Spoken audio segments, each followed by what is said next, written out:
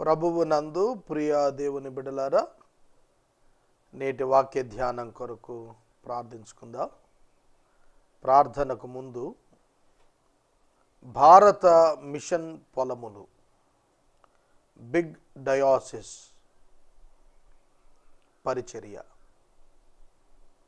వివరాలు మీకు తెలియజేస్తున్నాను. భారతదేశంలో 29 రాష్ట్రాలు, 7 కేంద్రపాలిత రాష్ట్రాలు, 36 రాష్ట్రాలు.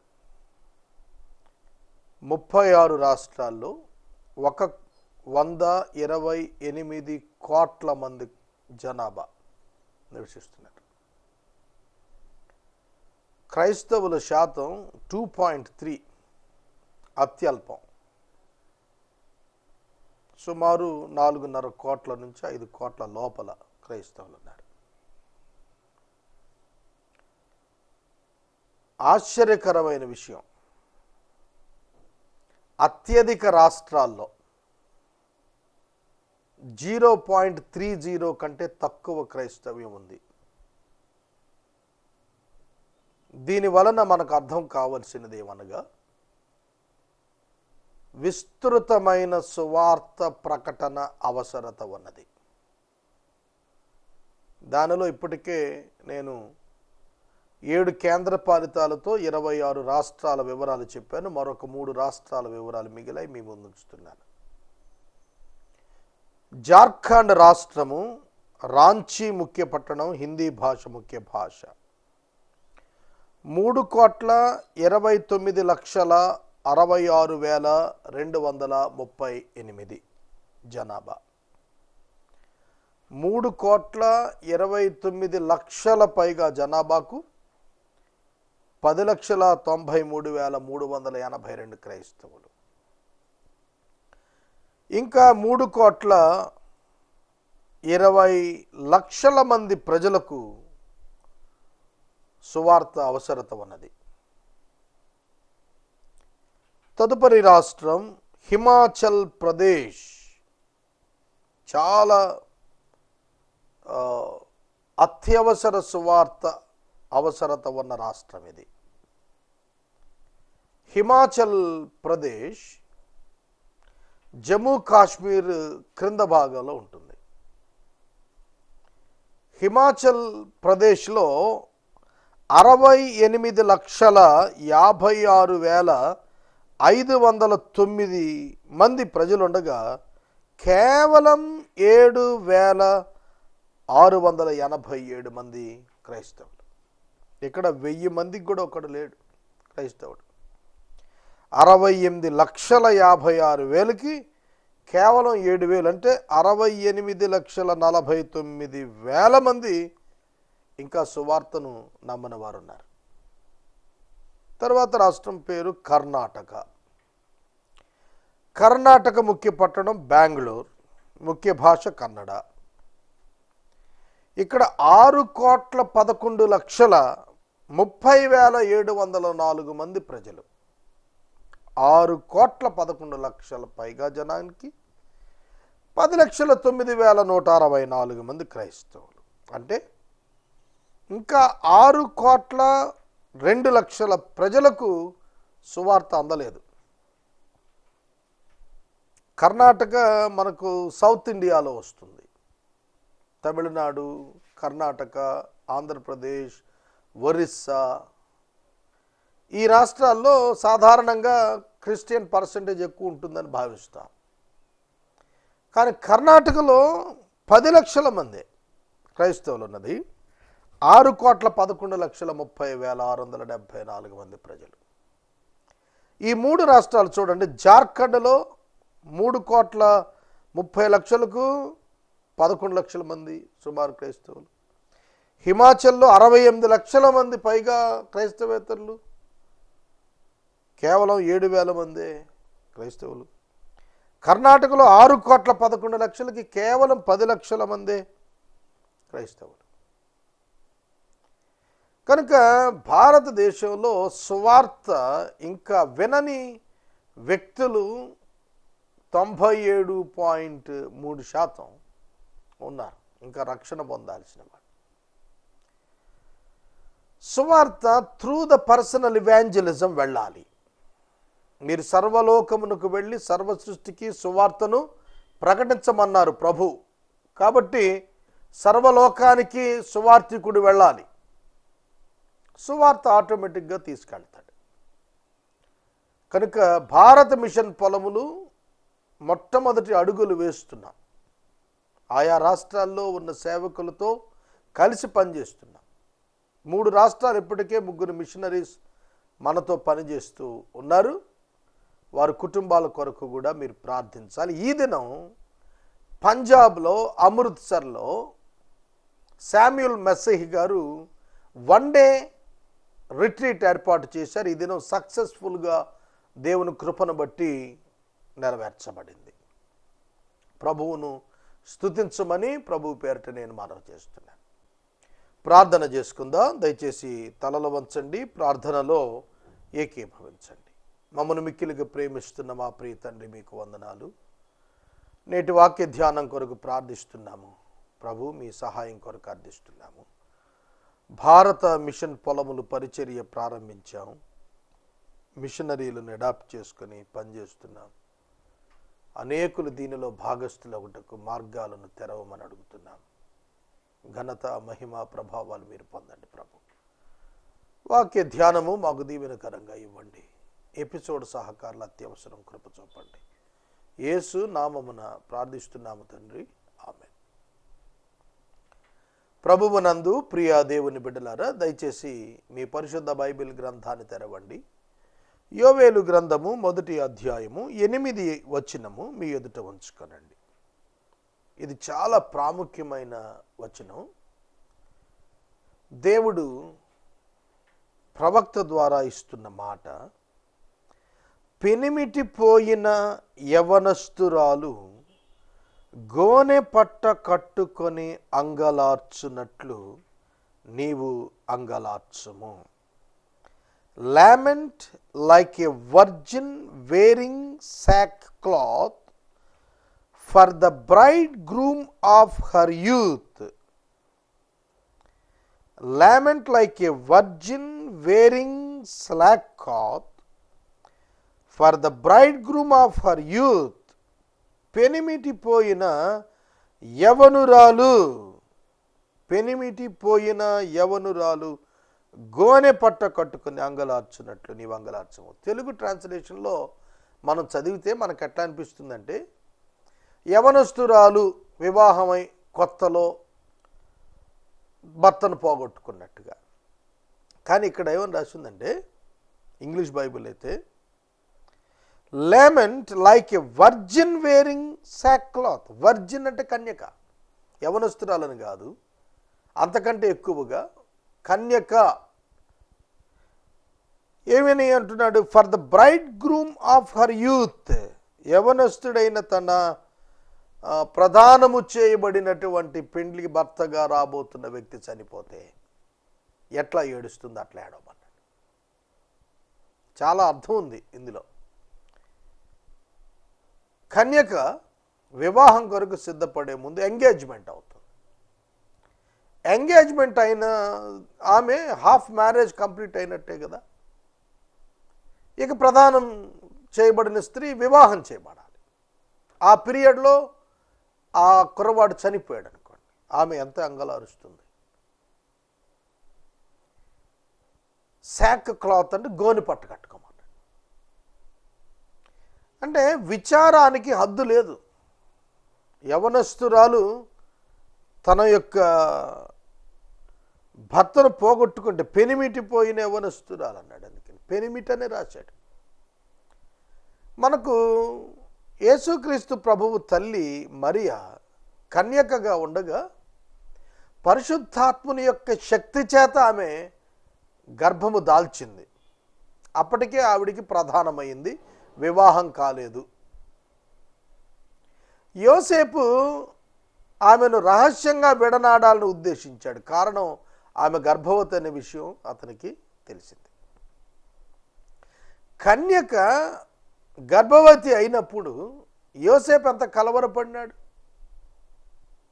లోకంలో ఎన్నడూ లేనటువంటి పరిస్థితి కదా.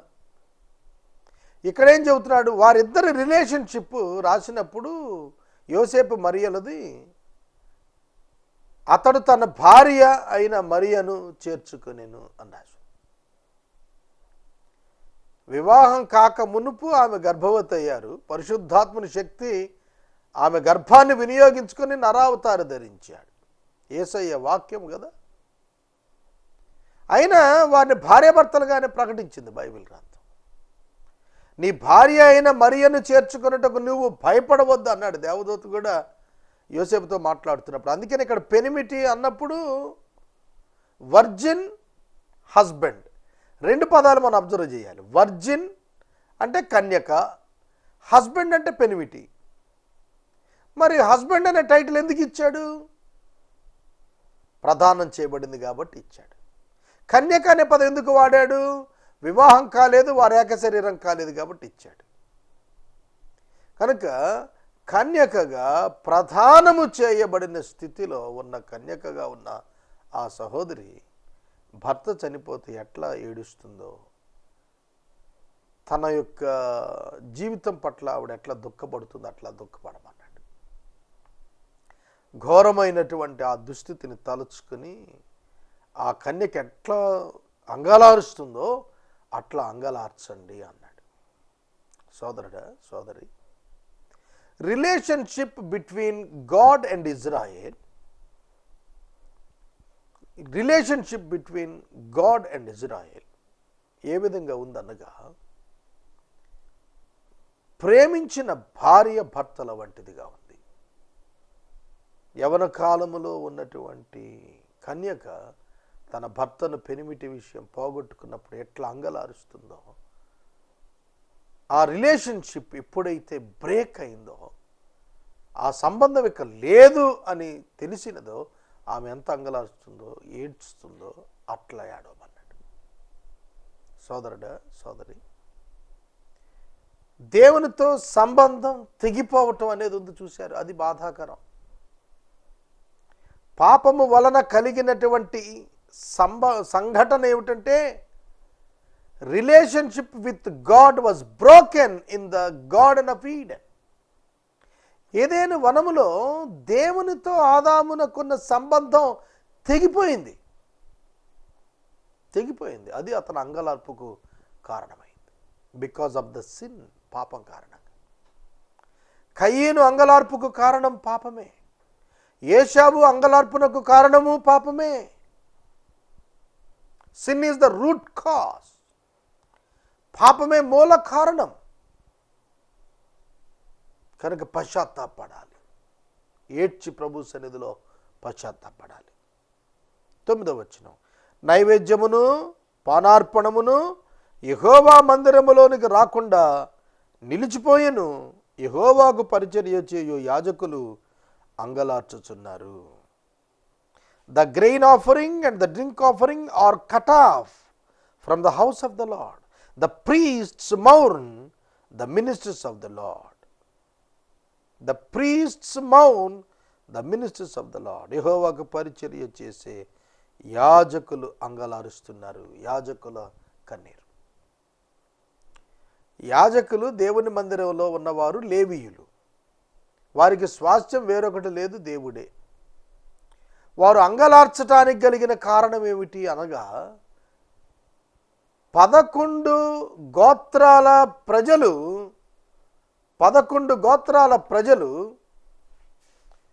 ఈ 12 గోత్రాల ప్రజలు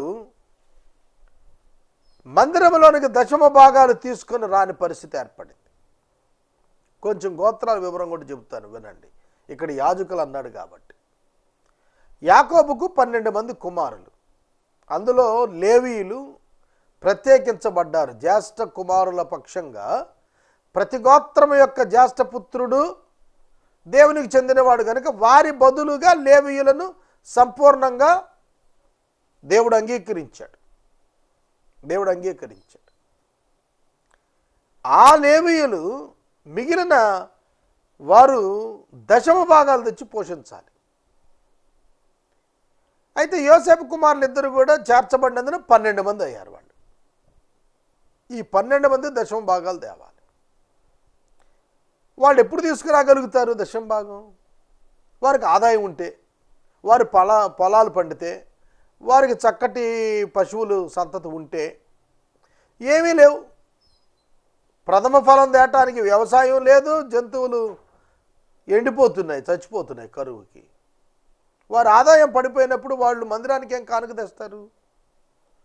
మందిరానికి ఏం అర్పణ తెస్తారు? తేలేకపోతున్నారు. అందుకనే యాజకులేమో వేరే పని చేయటానికి వీల్లేదు వాక్యం ప్రకారం. కనుక యాజకులు ఏమైపోయారట? అంగలారుస్తున్నారు. పరిచర్య చేసేటువంటి యాజకులు. ఇది క్షేమదాయకమైన స్థితి కాదండి. పరిచర్య చేస్తున్న దైవ సేవకులు కన్నీరు పెట్టేటువంటి దౌర్భాగ్య పరిస్థితులు యోవేలు ప్రవచించి చెబుతున్నాడు ఉన్నాయి. అది సంఘానికి మంచిది కాదు. భూమి పాడైపోయింది, భూమి అంగలారుస్తోంది, ధాన్యం నశించిపోయింది, క్రొత్త ద్రాక్షారసం లేకపోయింది, తైలమునిచ్చు వృక్షాలు వాడిపోయాయి. ఇక మరి పరిచర్య చేసేవాడికి అంగలార్పు కాకుండా ఏముంటుంది? మందిరములోనికి ఏమీ ఎవరూ తేవటం లేదు.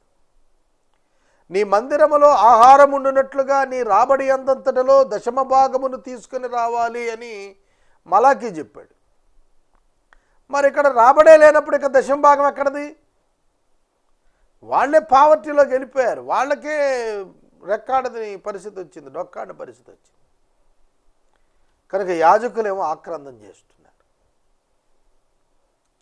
ఒక ప్రక్కన పశువులు కూడా మొరబెట్టుకుంటున్నాడు దేవునికి ఆహారం లేదు అని. ఐగుప్తు దేశములో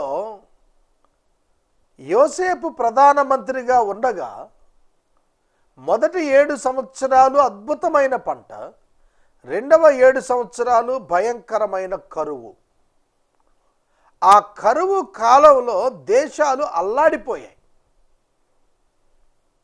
భూములు అమ్ముకున్నారు, సొంత మనుషులను తెచ్చి కొదువ పెట్టి మరి ధాన్యం పట్టుకెళ్ళారు ఇరుపక్కల చుట్టుపక్కల ఉన్నటువంటి దేశాల వారు. ఐగుప్తులో మాత్రమే ఆహారం ఉంది. దాంతో యోసేపు ఫరో కొరకు ఆ చుట్టుపక్కల భూములన్నీ కొనేసాడు, దేశాలన్నీ కూడా. గమనించండి, పశువులు తిండి లేక చచ్చిపోయే పరిస్థితి, మనుషులు తిండి లేక అల్లాడిపోతున్న స్థితిలో యాజకులు ఏం చేయగలుగుతారు? యాజకులు కూడా కన్నీరు గారుస్తున్నారు. కారణం, భూమి అంగలారుస్తోంది, ధాన్యం పాడైపోయింది, ద్రాక్షారసం లేకుండా పోయింది, తైలం లేకుండా పోయింది, భూమి మీద పైరు చెడిపోయింది. గోధుమ కర్రలు, యవల కర్రలను చూచి వ్యవసాయదారులారా సిగ్గుపొందండి, బలహీనం అయిపోయాయి. ఎంతో ఏపుగా బలముగా ఎదగాల్సిన మంచి మంచి విత్తనాల నుండి వచ్చినటువంటి మొక్కలు కర్రల్లాగా వాడిపోయినాయి. అదే అన్నాడు, గోధుమ కర్రలు, యవల కర్రలు. Be ashamed O tillers of the soil. Tiller అంటే టిల్లర్స్ ఆఫ్ ద సాయిల్, సేద్యము చేసేవాడిని టిల్లర్ అన్నాడు. టిల్లర్స్ ఆఫ్ ద సాయిల్, ఆ నేలను సేద్యం చేస్తున్న వారులారా, బీ అషేమ్డ్, మీరు సిగ్గు పొందండి, మీరు సిగ్గు పొందండి. వెయిల్ ఓ వైన్ డ్రెస్సర్స్, ద్రాక్షారసమును తీసుకుని వచ్చే తోట యొక్క కాపర్లారా, రోదనం చేయండి, ఏడవండి. ద్రాక్షారసము లేదు, గోధుమ పంట లేదు, యవల పంట కూడా లేదు. బార్లీ అంటారు యవలు అన్నప్పుడు. బార్లీ చాలా చీప్ కంపేరింగ్ విత్ వీట్. గోధుమతో పోలిస్తే బార్లీ తక్కువ ఖరీదు. రిచ్ పీపుల్ ఫుడ్ లేదు, పూర్ పీపుల్ ఫుడ్ లేదు, రెండు కొరత వచ్చేసాయి. అంతేకాకుండా ద్రాక్షారసం కూడా దొరకటం లేదు. ద్రాక్ష చెట్లు చెడిపోయాయి, అంజూరపు చెట్లు వాడిపోయాయి, దానిమ్మ చెట్లు, ఈత చెట్లు, జల్దర చెట్లు అన్నీ వాడిపోయాయి. 5 రకాల చెట్లు రాశాడు: ద్రాక్ష, అంజూర, ఈత, యాపిల్, దానిమ్మ. ఫ్రూట్స్ ఇవే కదండి. మనం మార్కెట్కి వెళ్తాం, మార్కెట్కి వెళ్ళగానే ఫ్రూట్స్ ఏముంటాయి మనకు? యాపిల్, అలాగే దానిమ్మ, గ్రేప్స్, అన్ని పంటలు పాడైపోయాయి. ఇక మార్కెట్ ఏముంటుంది? ఇక బిజినెస్ ఏముంటుంది? ప్రాఫిట్స్ ఏముంటాయి? Giving to God to the temple ఏముంటుంది? ఏమి లేదు. యాజకులారా గోనె పట్ట కట్టుకొని అంగలార్చండి. అసలు యాజకులు గోనె పట్ట కట్టుకొని అంగలార్చడం అనేది వెరీ రేర్. ఎక్కడ జరిగింది? ఎక్కడో ఒక చోట చాలా బలీయమైన కరువు వస్తేనే కానీ ఇది జరిగే పని కాదు. బైబిల్ గ్రంథంలో 13 కరువులు వాటి కాలాలను గురించి రాశాడు. ఈ ప్రత్యేకమైన కరువును గురించి యోవేలు రాస్తున్నాడు. దేవుని సేవకులు కన్నీరు కార్చి ప్రార్థించాల్సిన సమయం అన్నాడు. యాజకులు తమ యొక్క కుటుంబాలను పోషించుకోవటానికి ప్రార్థనను ఆయుధంగా చేసుకోమన్నాడు. బలిపీఠం వద్ద పరిచర్య చేసే వాళ్ళారా రోదనం చేయండి, నా దేవుని పరిచారకులారా గోనె పట్టేసుకొని రాత్రంతా గడపండి, నైవేద్యం పానార్పణం మీ దేవుని మందిరం రాక నిలిచిపోయింది, అందుకే మీరు రోదన చేయండి, ప్రార్థన చేయండి, అంగలార్చండి, ఏడ్వండి, ఉపవాస దినం ప్రతిష్ఠించుకోండి, వ్రతదినం ఏర్పరచుకోండి, దేవుని బతిమాలుకొనుటకై పెద్దలను దేశంలోని జనులందరినీ మీ దేవుని యెహోవా మందిరంలోనికి సమకూర్చండి. దేవుని మందిరములోనికి సమకూర్చి శ్రమ నుండి విడుదల వచ్చునట్లు ప్రార్థించమన్నాడు.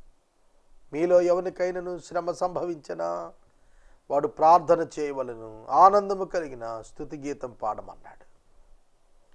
కనుక prayer is the weapon given by God in the tribulation period, in the conditions of difficulties. శ్రమల కాలంలో, ఇబ్బందుల కాలంలో ప్రార్థన అనేటువంటి గొప్ప ఆయుధం ప్రభువు మనందరికీ ఇచ్చాడు. మొరపెట్టడం నేర్చుకోవాలి. మొరపెడితే దేవుడు జవాబిస్తాడు. ఇర్మియా 33:3 మనందరికీ తెలుసు. నాకు మొరపెట్టుము, నేను నీకు ఉత్తరం ఇస్తాను. Cry unto me, I will answer thee. మొరపెట్టడం, క్రై అనే పదం, ఏడ్చి మొరపెట్టడం, కన్నీరు కార్వటం. దైవ సేవకుడు కన్నీరు కార్చాల్సిన సమయం వచ్చేసిందన్నాడు యోవేలు. నీతిమంతులు ఏం చేస్తారు? పునాదులు పాడైపోయినప్పుడు దేవుని సేవకులు ప్రభువు దగ్గర కూర్చుని కన్నీరు కార్వాలి. ఆహా, యెహోవా దినము వచ్చినే, అది ఎంత భయంకరమైన దినము, అది ప్రళయము వలనే సర్వశక్తుని యొద్ద నుండి వచ్చును. యెహోవా దినము మహాశ్రమల కాలమైన 1 వీక్ 7 ఇయర్స్ను గురించి చెప్పింది. ఒక వారంగా చెప్పబడిన 70వ వారం దానియేలు యొక్క ప్రవచనాల్లోని 70వ వారం ఉందే, ఇది యాంటై క్రైస్ట్ పరిపాలన, మహాశ్రమల కాలం అని చెప్పబడింది. ఇది జరగాలి, ఇది ప్రాఫెసీ, జరగాల్సింది ఇది. దాన్నే యెహోవా దినం వచ్చింది. ఎంత భయంకరమైంది దినం, ప్రళయము వలె వచ్చేస్తోంది. అది యెహోవా యొద్ద నుండే వస్తోంది. ఇది దేవుని అనుమతి లేకుండా ఏమీ జరగటం లేదు. ఆయనే తన చిత్త ప్రకారంగా ఆయన సమస్తాన్ని గాడ్స్ జడ్జిమెంట్స్ రివీల్ చేస్తున్నాడు. ఆయన అన్య దేశాల మీద గాడ్స్ జడ్జిమెంట్ పడాలి అని అంటే ఈ ట్రిబ్యులేషన్ పీరియడ్ను దేవుడు ఆయుధంగా వాడుతున్నాడు. సోదరుడా, సోదరి, అపవాది తనకున్న కాలము కొంచెమని ఎరిగినవాడు గనుక క్రోధం కలిగిన వాడై గర్జించు సింహం వలె వాడు ఎవరిని మృంగుదునా అని వెతుకుతూ తిరుగుతున్నాడు. పేతురు భక్తుడు రాశాడు ఈ మాట. అపవాది వెతుకుతూ తిరుగుతున్నాడు ఎవరిని మింగేద్దామా అని. కానీ ప్రభు అయితే రక్షించుచు మనలను సంరక్షిస్తున్నాడు. మనం చూస్తూ ఉండగా మన దేవుని మందిరంలో యొక్క సంతోషం, ఉత్సవం నిలిచిపోయింది. మనకు ఆహారం నాశనమైంది. విత్తనం మంటిపెట్టల కింద కుళ్ళిపోవచ్చున్నది. పైరు మాడిపోయినందున ధాన్యపు కొట్లు ఒట్టివైపోయాయి. కళ్ళెపు కొట్లు నేలబడిపోయాయి. మేతలేక పశువులు బహుగా మూలుగుతున్నాయి. ఎడ్లు మందలుగా కూడి ఆకలికి అల్లాడుతున్నాయి. గొర్రె మందలు చెడిపోతున్నాయి. చూడండి ఎన్ని రాశాడు. పశువులు మేతలేక మూలుగుడు, గొర్రెలు పారిపోతున్నాయి, చెదిరిపోతున్నాయి, చెడిపోతున్నాయి. ఎడ్లు మందలుగా కూర్చొని ఆకలికి గోల చేసి ఏడుస్తున్నాయి, అరుస్తున్నాయి. ఎడ్లు ఏదైనా సమస్య వస్తే ఒక చోటకి చేరి అన్నీ ఒకసారి అరుస్తాయి. చూడండి, పశువుల శాలల్లో ఏదైనా ఒక అన్వాంటెడ్ వాయిస్ వచ్చింది అని అంటే వెంటనే చూడండి రా దొడ్లో ఏదైనా జ్వరబడిందేమో అని అంటారు. వాటి లక్షణం ఏంటంటే అన్నీ కలిసి అరవటం మొదలు పెడతాయి. కనుక ఇక్కడ పశువులను గురించి రాశాడు, పైరును గురించి రాశాడు, మందిరంలో ఉత్సవం నిలిచిపోయిందన్నాడు. ఆరాధన నిలిచిపోయేటువంటి దినం. గ్రేట్ ట్రిబ్యులేషన్ పీరియడ్లో చివరి 3.5 సంవత్సరాల్లో ఆరాధన నిలిచిపోతుంది. యెరూషలేము మందిరంలో ఆరాధన నిలిపేస్తాడు. అపవిత్రమైన దాన్ని తెచ్చి కూర్చోబెడతాడు. మేత లేక పశువులు మూలుగుతున్నాయి. అగ్ని చేత అరణ్యాలు మేత స్థలాలు కాలిపోయాయి. మంట తోట చెట్లన్నీ కాల్చేసింది. యెహోవా నీకే నేను మొరపెడుతున్నాను. నదులు ఎండిపోయాయి. అగ్ని చేత మేత పొలాలు కాలిపోటు చూసి పశువులు కూడా నీకు మొరపెడుతున్నాయి.